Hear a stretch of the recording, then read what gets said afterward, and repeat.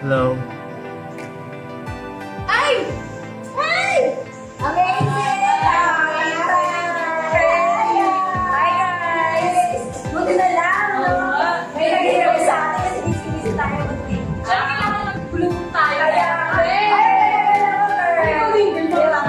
No need. Hindi kailangan talaga every time maganda. Yes. Siyempre, dapat,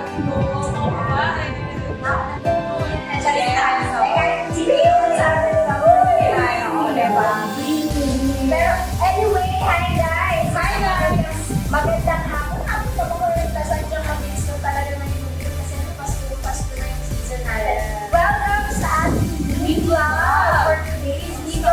Makakasama natin isang group. Itong gupitan. Ebaw! yes, tangay Ang babae dito, si Bini Gana. Bini Gayan. Yeah, Bini Teddy na lang. O, di ba kapag kami yun? O, di ba yung mas maganda na ano, ikot yung Bini Teddy doon. So, si Gayan po ay isa sa ating mga ano, yung girly, girly. So, ayun din siya, Karen. Yes. Yes, ang Gayan. Kasi yun po sa ating mga nakasama bagong plano. So, blooming ka ngayon. Siyempre, kailangan dapat Diba? Kaya ang tayo ng Lord ng magandang mukha. Yes! Makita natin na, Gusto ko yan! Nakita na ako! Tama! Get ready. Yes, oo nga. Hindi nga ako dahil yung nabanggit niyo. Mga fans niya. Ano tayo na maganda? Diba? Bakit tao may sayo? pero kasi, kaya ako nasabi ang kasi ang tawag nila sa mga natingin nila ay Blue! ano ko naman? Oo nga. Oo nga. Lalo na sa panahon ng very ano sila, no? Particular kasi ngayon talaga sa skincare, mag-eyelash, mga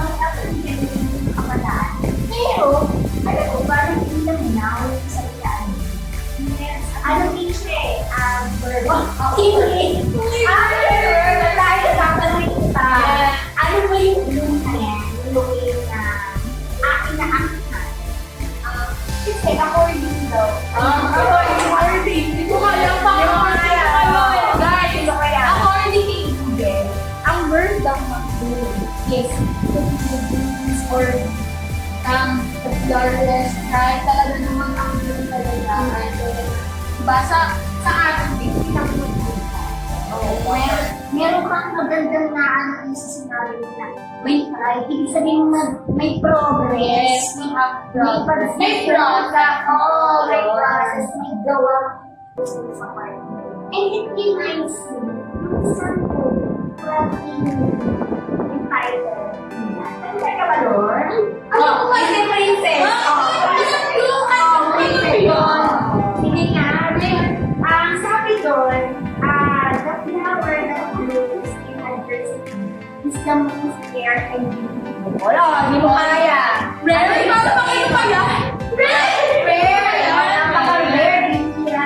Ano sa tingin mo, yung tinutukoy yung sabihin na Kasi di ba sabi ko, flower that blooms in adversity is the rarest, most and it's a reminder that people can overcome it. Kasi di ba, sabi, ano nga lang, ang beauty niya kapag nag-bloom na siya. So, ang flower, madami siyang process. Pag-bloom na yan eh, di ba? Madami siyang progress sa pagdadaanan. At makikita mo lang yung beauty niya kapag natapos na yung progress ng isang flower at yung beauty na siya. Not isang bulaklak. Parang sa buhay lang yun, di ba?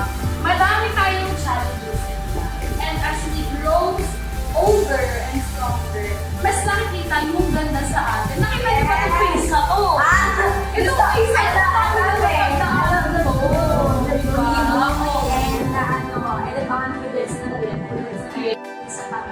Kasi ang Lord yung nagbibigay sa atin ng pag-bloom, no? In a way na alam natin na meron tayo. Meron tayong hope, meron tayong joy sa Panginoon.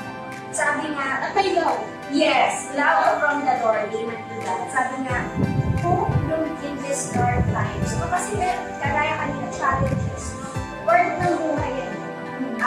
Tayo ay nasusunod.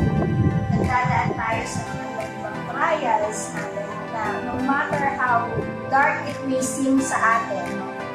But we know that we have Jesus Christ in us. Alam natin na meron tayong hope sa Kanya. Yun yung magbibigay sa atin na alam mo yun, mag-push na talagang lumaban sa buhay, na mag-try dahil sa Panginoon. And Christmas season, ay napakamakina, napakaganda, no? And hindi lang sana tayo nito i-remind every this month or this year, but every day of our lives. Kasi lagi tayong nandoon sa process, no? Na pinapatibay tayo. That's why there is Christmas, no? And tawag nito, yung pagbubulong natin, hindi siya super special in a sense. Kundi, ang bloom ay nag-graduate from the hope na nasa sa atin, sa loob natin, from within. Ang true beauty na niniwala ako, hindi lang yan yung physical. Yes. Nagsisimula yan from the inside out. Kasi we have the Lord in us. And yung hope na binibigay na yung joy and love, yun yung nagpapalago sa atin. No? At the same time, yung tipo na kahit meron tayong pinagdadaanan sa buhay, masaya tayo. Yan ang kinaibahan natin. And that's the thing that Christians talaga masasabi natin iba sa atin.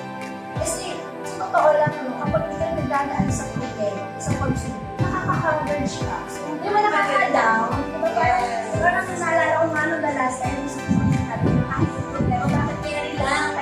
Kaya sa yung paganda. Hindi para to pretend na dito ka, kundi masaya ka eh. Alam mo na, kasama mo ang Lord, oo, nandun na tayo, nandun tayo minsan malungkot tayo, yes, naiisip natin yun, no? Pero hindi tayo nag-dwell doon. Iba na kasi yung pag mag-dwell ka doon. Doon versus doon sa naramdaman mo lang ka. Kasi pwede na natin. Pero lagi natin alalahan, huwag tayo mag-dwell doon. Na meron tayong dwell sa mga. Meron tayong hope sa doon. Alam natin kung tayo. At siya yung tutulong sa atin na makakahon doon sa ating pinagdadaanan. And it will make us move. Kasi nga, totoo, gaya nga diba ng sabi kay Teacher Sister sa nakaraan. Na, diba, stress na nga tayo, madami na nga tayo today. So, huwag mo natin ipahagard ang ating mga mukha. Sabi ko ba, kasi, sayang kung itatalo mo ang view na binigay sa'yo ng ito. Ang ganda ng ito. Hindi lang diba sabi ko pa, hindi lang siya physical. Dapat from inside. Kung ba si Christ mo makita sa atin. Yes.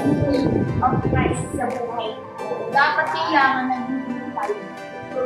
Kasi kahit daan, alam mo ay, Diniteli! For the next video. Yung nakaraan, gusto ko lang makakisip. Yung nakaraan din, dami nagdaan,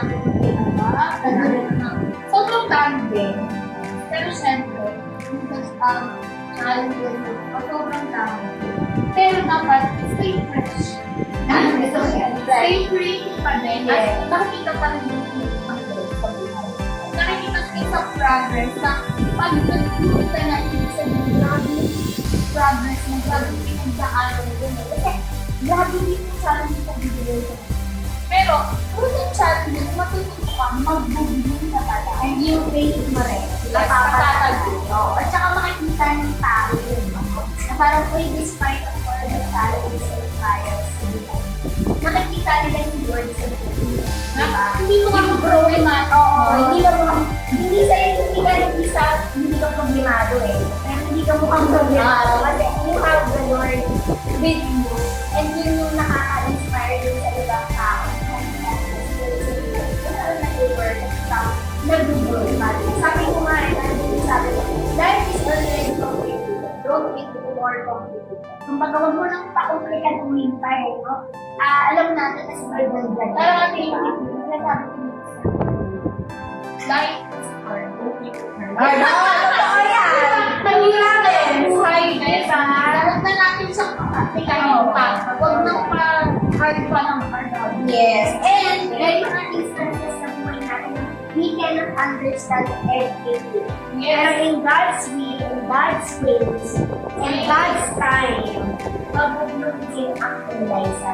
Kasi parang kapag ang bird ba? Ang blur. Ang blur ba? Pero ano ba nangyari? Pero hindi eh. Ano ba yung mga natin sa pangyayari ko? Diba? At maging excited tayo Ang mangyayari. sa magiging ano, pag nalampasan natin over ng natin ng God's ways. Yung makikita mo, okay, there's means naman yung mga bakit nangyari yung dahil. Kasi yung Yes. Bakit makukuha mo yung madami ko eh, madami ka. Kasi hindi ka magiging strong, hindi ka makakaroon sa kung hindi ka magaling, hindi mo nagdaan. Kasi behind the beauty, mayroong mga pain. yun nga, naiinigay Kasi- sa quote ko. Oo, kasi binabasa akong dito. Nababasa! I love that! According sa libro kasi, kasi yung libro natin, sabi kasi dun sa libro, nasa buhay, magdadala ng kanila. Pero behind that, you may pain, and it's normal. Yes, start the buhay. Normal. At dahil dyan, gusto ko din tanong yung mga viewers natin, gaano kayo ka-blooming ngayon? Rate naman natin. Dapat Rate! pag sino mag-comment, rate natin sila. Oo, from one to Tignan natin, 10, yes, tignan diba? natin. And nung din tayo ngayon, celebrate tayo sa city na Christmas party! Say hi, say hi. Tayo ay nasa ano pangalan ng restaurant? Ayan, ang pangalan is Tayo Spot Cake Egg. Dito lang po yan sa Las Marinas. Kaya kung gusto nyo pumunta, nandito lang yan guys sa taas